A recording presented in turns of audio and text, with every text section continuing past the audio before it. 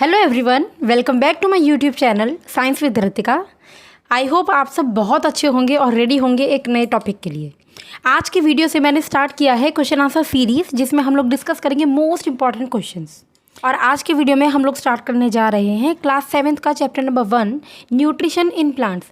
इस पूरे चैप्टर की एक्सप्लेनेशन मैंने ऑलरेडी की हुई है, आप लोग प्लेलिस्ट में भी जाके देख सकते हैं, ये यहाँ पे मैं आई बटन में भी दे दूँगी। तो चलिए स्टार्ट करते हैं। सबसे पहला question, so the first question is which of the following is not required by plants for photosynthesis process। तो हमें ये बताना है, आप लोगों को ये बताना है कि कौन सा इन चारों ऑप्शंस में से कौन सा ऐसा मटेरियल है जो कि फोटोसिंथेसिस प्रोसेस के लिए यूज़ नहीं होता है। आप लोगों को मैं 5 सेकंड दूंगी, यहाँ पे साइड में आपको एक टाइमर भी दिखाई देगा, मतलब काउंटडाउन टाइप का। तो 5 से वो 0 सेकंड तक आएगा। उसके बीच में अगर आप आंसर कर पा रहे हैं तो please write down in the comment section, जिससे मुझे भी पता चलेगा कि आप लोग कितना जल्दी किसी भी क्वेश्चन का आंसर कर पा रहे हैं।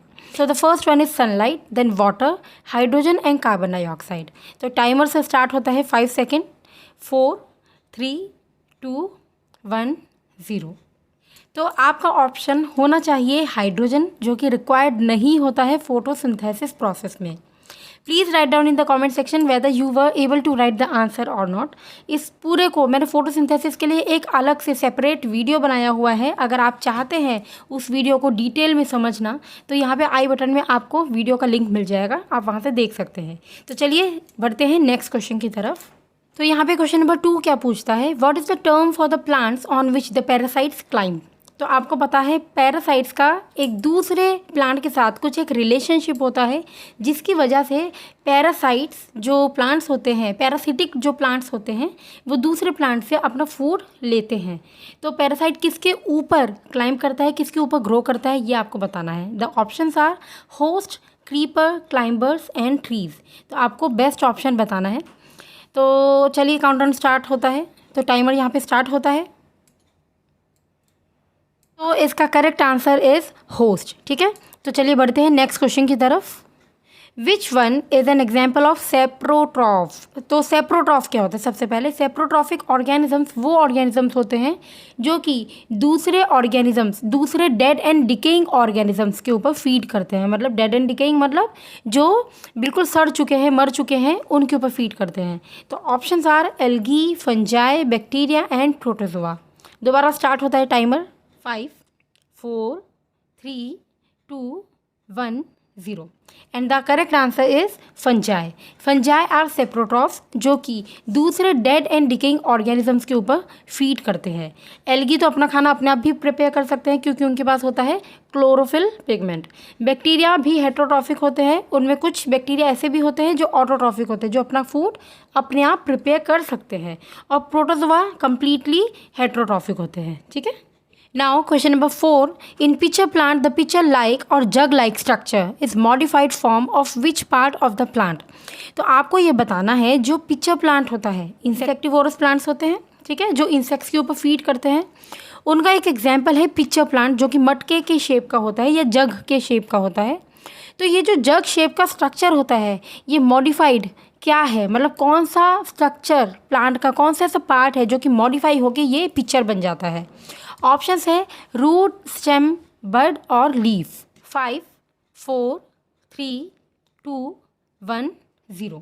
तो जब लीफ अच्छे से ग्रो कर जाते हैं तो वो मॉडिफाई हो जाते हैं और ज़्यादा, और वो शेप ले लेते हैं एक जग टाइप का। ठीक है, जो लीफ का बिल्कुल कोना होता है, बिल्कुल एपेक्स होता है, वो एक शेप ले लेता है जग का, जो कि इंसेक्टिवोरस प्लांट का काम करता है। ठीक है, चलिए नेक्स्ट क्वेश्चन देखते हैं।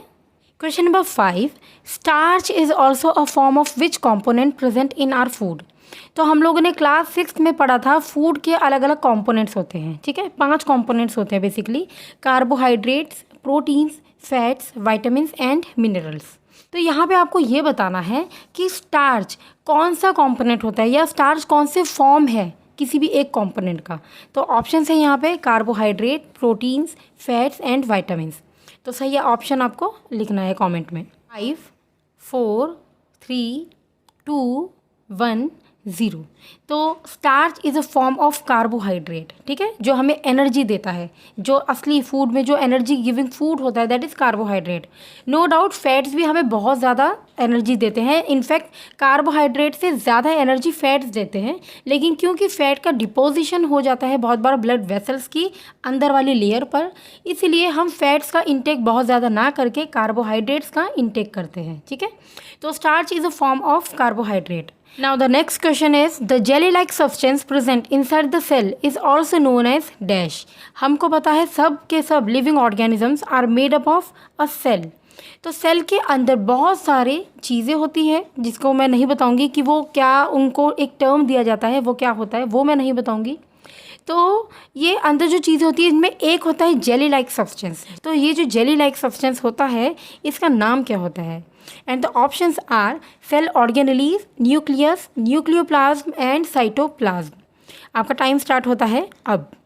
5 4 3 2 1 0। तो इसका करेक्ट आंसर है साइटोप्लाज्म। ध्यान रखिए साइटो का मीनिंग होता है सेल और प्लाज्म का मीनिंग होता है लिक्विड। तो साइटोप्लाज्म का मतलब होता है सेल के अंदर पाया जाने वाला लिक्विड, जिसकी consistency is somewhat like jelly, jelly की टाइप की थिक कंसिस्टेंसी होती है उसकी, ठीक है। Question number 7, which group do human beings belong to. तो हम जो ह्यूमंस हैं हम कौन से ग्रुप में आते हैं? तो इसमें आपके पास ऑप्शंस हैं autotrophic and unicellular, heterotrophic and unicellular, autotrophic and multicellular and heterotrophic and multicellular. तो इसका करेक्ट ऑप्शन आप देखिए और लिखिए कमेंट सेक्शन में। ये बहुत ही अच्छा क्वेश्चन है, ठीक है, तो आप ध्यान से देखिए, समझिए इस चीज़ को। और आपका टाइम स्टार्ट होता है अब। 5 4 3 2 1 0। तो देखिए सबसे पहला ऑप्शन है, हमें एमसीक्यू जब करने होते हैं तो जो भी गलत है उनको साइड में करके काटते जाएंगे। First is autotrophic. सबसे पहली बात, जो ह्यूमन बींग्स होते हैं वो ऑटोट्रॉफिक बिल्कुल भी नहीं होते हैं, तो फर्स्ट ऑप्शन तो यहीं पे ख़त्म हो गया है। अब आप देखिए जहाँ जहाँ ऑटोट्रॉफिक आता है फर्स्ट और थर्ड पार्ट में, तो ये दोनों ऑप्शंस ही आपके कट हो जाते हैं। क्यों? क्योंकि ऑटोट्रॉफिक तो ह्यूमन बींग्स होते ही नहीं हैं। अब हेट्रोट्रॉफिक तो होते हैं, तो सेकंड और फोर्थ में से आंसर हो सकता है, लेकिन अब सेकंड ऑप्शन बोलता है हेट्रोट्रॉफिक एंड यूनिसेल्यूलर, ठीक है। यूनिसेल्यूलर मतलब एक सेल वाला, और हम तो एक सेल वाले नहीं हैं, तो ये भी ऑप्शन गलत हो जाता है। So the correct answer is heterotrophic and multicellular. हमारे बॉडी में बहुत सारे सेल्स होते हैं और हम अपना फूड अपने आप प्रिपेयर नहीं करते हैं, that is why we are heterotrophic and multicellular, ठीक है। Now the next question is question number 8. Upon testing a green leaf with iodine solution, it turns into blue black color. Why? तो एक green leaf आप ले लीजिए, उसके ऊपर अगर हम कुछ ड्रॉप्स पोर करेंगे आयोडीन सॉल्यूशन के तो उसका कलर ब्लू ब्लैक हो जाता है। तो इसका रीज़न आपको बताना है। Presence of food in leaf, okay, presence of protein in leaf, presence of starch in leaf and absence of starch in leaf. तो आपको करेक्ट ऑप्शन चूज़ करना है। टाइम स्टार्ट होता है अब। 5 4 3 2 1 0। तो देखिए सबसे पहले हम फर्स्ट ऑप्शन देखते हैं, that is presence of food in leaf. तो देखिए लीफ में फूड होता है तो ही वो ब्लू ब्लैक कलर देता है। अब ये फर्स्ट ऑप्शन मुझे सही लग रहा है, ठीक है। अब नेक्स्ट देखते हैं, presence of protein in leaf. Protein का टेस्ट आयोडीन सॉल्यूशन से हम नहीं करते हैं, तो ये गलत हो जाता है। Now third, presence of starch in leaf. तो अब देखिए आप, फर्स्ट वाले में है फूड, थर्ड वाले में है स्टार्च। स्टार्च भी उसका फूड ही होता है, लेकिन परफेक्ट आंसर जो होगा वो होगा स्टार्च। क्यों? क्योंकि फूड में अलग अलग कंपोनेंट्स आ सकते हैं, स्टार्च भी आ सकता है, प्रोटीन भी आ सकता है, फैट्स भी आ सकते हैं, लेकिन जब हमें स्पेसिफिकली स्टार्च वाला ऑप्शन दिया गया है तो हमारा आंसर विल बी स्टार्च, ठीक है। तो presence of starch in leaf is the correct answer, okay. Now question number 9, what is or are the functions of stomata. तो स्टोमेटा प्रेजेंट होता है हमारे लीफ के ऊपर और नीचे वाली सरफेस पर। इसके कुछ फंक्शंस होते हैं जो कि यहाँ पे गिवन है, जिसमें से आपको आंसर चूज़ करना है। तो टाइमर स्टार्ट होता है अब। 5 4 3 2 1 0। तो देखिए first option is exchange of gases. Yes, stomata का काम होता है CO2 को लेना और ऑक्सीजन को बाहर फेंकना, ठीक है। और यही जो ऑक्सीजन प्लांट्स बाहर फेंकते हैं उसको कौन यूज़ करता है? हम, ठीक है। Second is removal of water droplets. Yes, जब एक्स्ट्रा अमाउंट में वाटर होता है तो वो वाटर भी स्टोमेटा की हेल्प से ही बाहर निकल के आता है, तो ये काम भी ठीक है, यही स्टोमेटा ही कर रहा है। Third is maintaining temperature in the plant body. Obviously जैसे कि ह्यूमन बॉडी में जब हमें बहुत ज़्यादा स्वेटिंग होती है तो हमारा बॉडी कैसा होता है, ठंडा हो जाता है, right. In the same way जब प्लांट्स की बॉडी में से एक्स्ट्रा अमाउंट ऑफ वाटर बाहर निकल जाएगा तो उनका बॉडी टेम्परेचर भी मेंटेन रहेगा, उनका बॉडी टेम्परेचर कूल डाउन हो जाएगा। तो ये मेंटेन करने का काम कौन करता है, स्टोमेटा करता है। तो यहाँ पे तीनों ऑप्शन करेक्ट है, so all of the above is the correct option. So question number 10, algae are green in colour due to the presence of which component. तो हमें ये बताना है कि किस कॉम्पोनेंट की वजह से एल्गी का कलर होता है ग्रीन। तो ऑप्शन है ज़ेंथोफिल, रोडोफिल, क्लोरोफिल, नन ऑफ दीज। तो टाइम स्टार्ट होता है अब। 5 4 3 2 1 0। तो ज़ेंथोफिल देता है येलो कलर, रोडोफिल देता है रेड कलर, क्लोरोफिल देता है ग्रीन कलर। तो हमारा option third is the correct answer, ठीक है।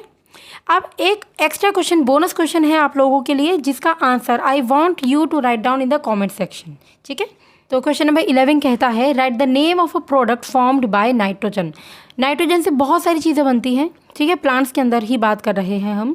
तो नाइट्रोजन से बहुत सारी चीज़ें बनती है, तो कोई भी एक प्रोडक्ट आपको लिखना है जो कि नाइट्रोजन से बनती है या जिसका मेन कॉन्स्टिट्यूएंट नाइट्रोजन हो।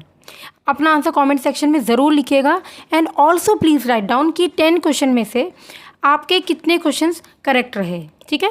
तो अपना आंसर आप कमेंट सेक्शन में लिखिए, मुझे बताइए। और कुछ भी हेल्प की रिक्वायरमेंट हो, कोई भी टॉपिक ऐसा हो जो आपको नहीं समझ में आया है, तो प्लीज़ राइट डाउन, मैं उसको डेफिनेटली समझाने की कोशिश करूँगी। तो चलिए मिलते हैं नेक्स्ट चैप्टर के क्वेश्चन आंसर्स के साथ। तब तक bye bye, take care and thanks for watching.